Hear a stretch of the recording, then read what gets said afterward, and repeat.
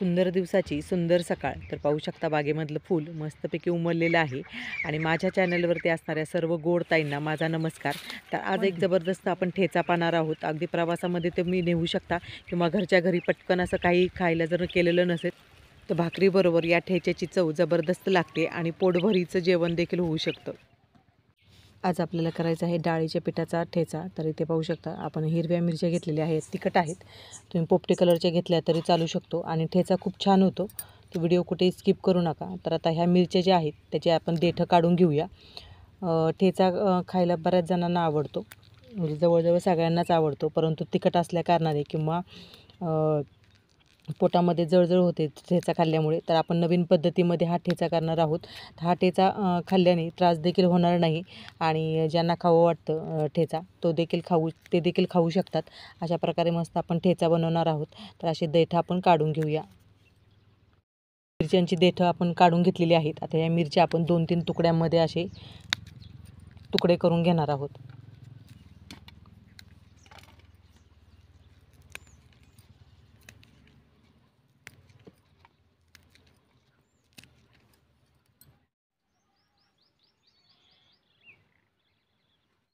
हे कढई ठेवून घेऊया. कढईमध्ये तेल टाकून घेऊया.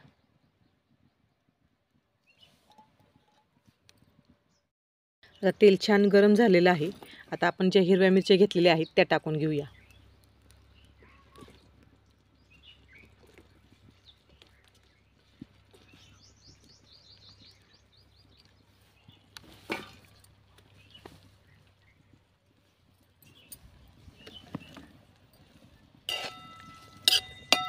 आता ह्या मिरच्या आपल्याला डाग पडेपर्यंत भाजून घ्यायच्या आहेत.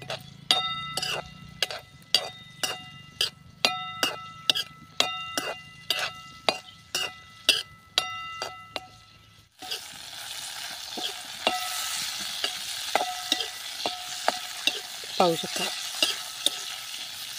चांगल्या अशा तळून घ्यायच्या आहेत.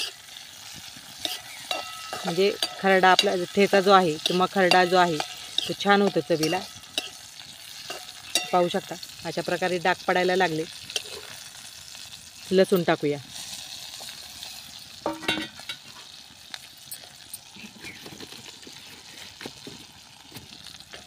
लसूण देखील आपण तळून घेणार आहोत थोडासा.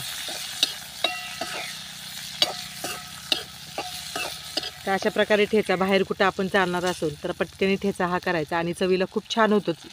वेगवेगळ्या प्रकारचे ठेचे मी दाखवलेले आहे ते तुम्ही पाहू शकता.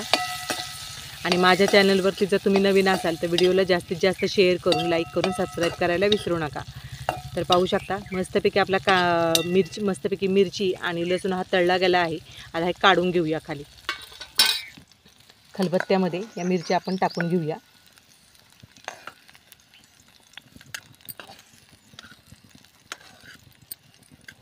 मिक्सरमध्ये ठेचा करण्यापेक्षा पाट्यावर, वंट्यावरती किंवा खलबत्त्यामध्ये केलेला ठेचा जो असतो तो चवीला खूप छान लागतो.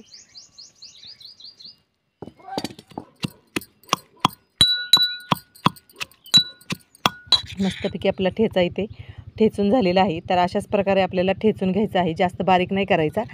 आता इथे आपण 2 मोठे कांदे घेतलेले आहेत, त्याची साल काढून घेऊया आणि बारीक असा चिरून घेऊया.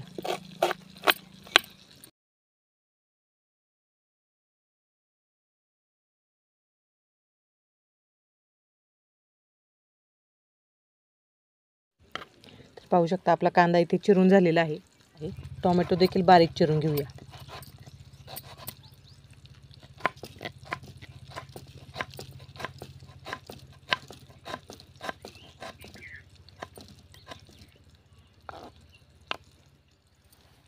कढईमध्ये पुन्हा एकदा थोडंसं तेल टाकूया. जास्त नाही टाकायचं. आता पहिलेच कढईमध्ये तेल आहे आपल्या.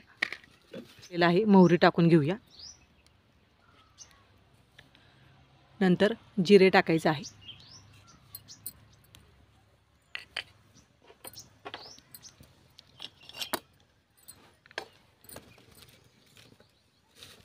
मोहरी आणि जिरी छानपैकी तडतडून द्यायची आहे. ठेचा म्हटला की जिरी मोहरी छानपैकी तडतडली पाहिजे, म्हणजे जिऱ्याचा खूप छान वास येतो या ठेच्यामध्ये. पण कांदा टाकायचा आहे.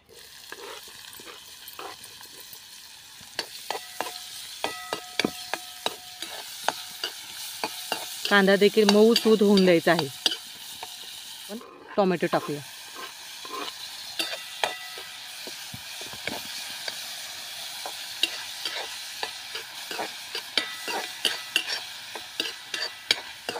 टोमॅटो देखील छानपैकी परतून घ्यायचा आहे.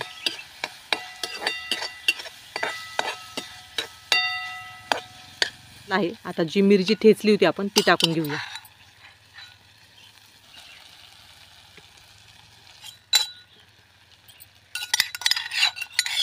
मस्तपैकी खमंग असा मिरचीचा वास येत आहे. आता ही मिरची आपण परतून घेऊया.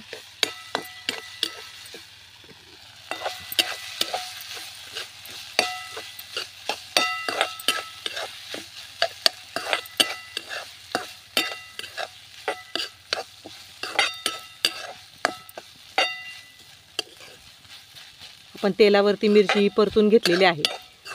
आता पुन्हा एकदा आपण परतून घेऊया. आता थोडासा हिंग टाकूया.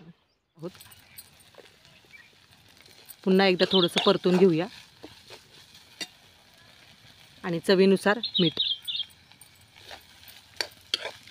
अशा प्रकारचा जर ठेचा तुम्ही केला तर घरात सगळ्यांना आवडणार. इतका छान होतो चवीला आणि भाकरीबरोबर, चपातीबरोबर किंवा प्रवासासाठी देखील तुम्ही नेऊ शकता. 1-2 दिवस हा चांगला राहू शकतो ठेचा. तर पाहू शकता मस्तपैकी मिरची ही परतली गेली आहे.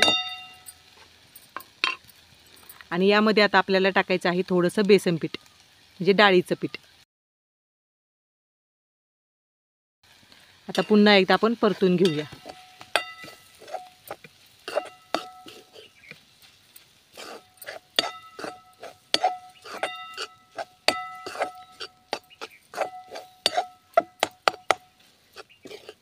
पाहू शकता मस्तपैकी खमंग असा ठेचा झालेला आहे.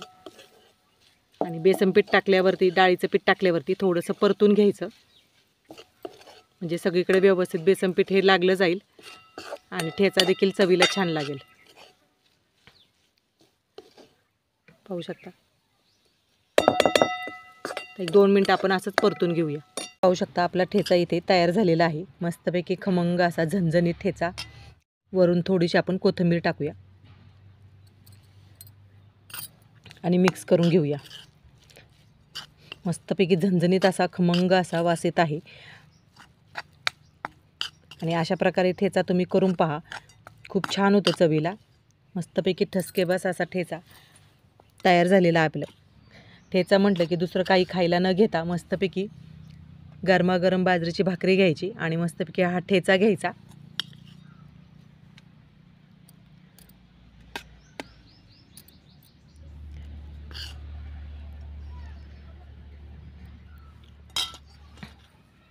आणि बरोबर कांदा घ्यायचा.